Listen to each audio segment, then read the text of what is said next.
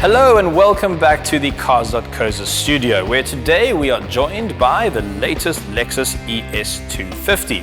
Now, it's not a completely new model, it's just a facelift, but it looks a lot sharper and it's actually cheaper.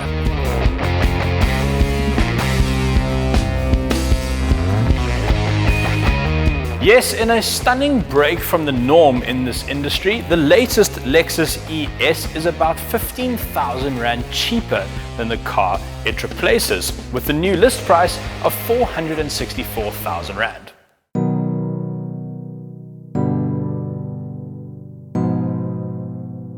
Lexus have done this by removing one costly feature, the in-car satellite navigation. By their own admission, it was rubbish, and client feedback wasn't positive, so they've ditched it and passed the savings on to you.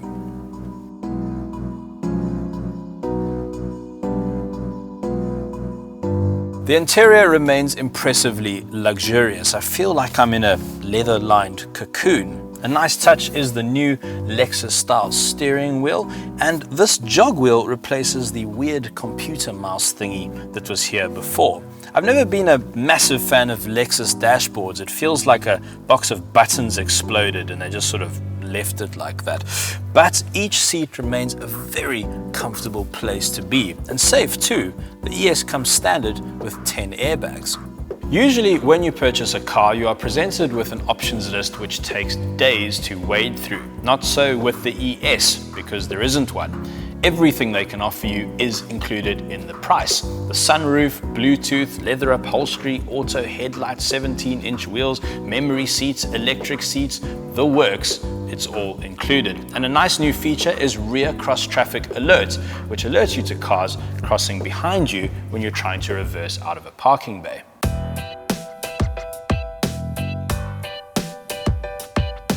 These days it seems like every car maker wants their cars to be sporty, so it's refreshing to find a car that wants nothing to do with that at all. The ES is comfortable. It's not dynamic, but it is very quiet and very smooth on the open road. And that's thanks in part to these special noise-reducing tires.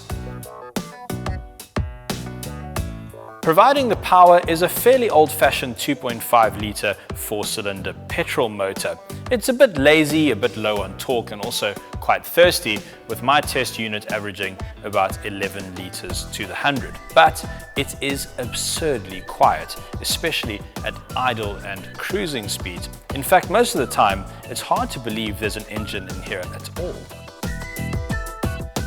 And because this enormous sedan is a front-wheel drive car, there's no drive shaft or rear differential to intrude on rear passenger space, and so the rear seats are vast. I think our government should buy a whole fleet of these. It's got more legroom than a BMW 7 Series and about the same as a Mercedes S-Class. And remember that those are cars that start at about 1.2 million Rand. As you might expect, the boot is pretty big. At 490 litres, it's just 10 litres shy of the BMW 7 Series, but it is really deep. I mean, I can't actually reach the back of it from here. But because the seats don't fold flat, this is where the practicality ends.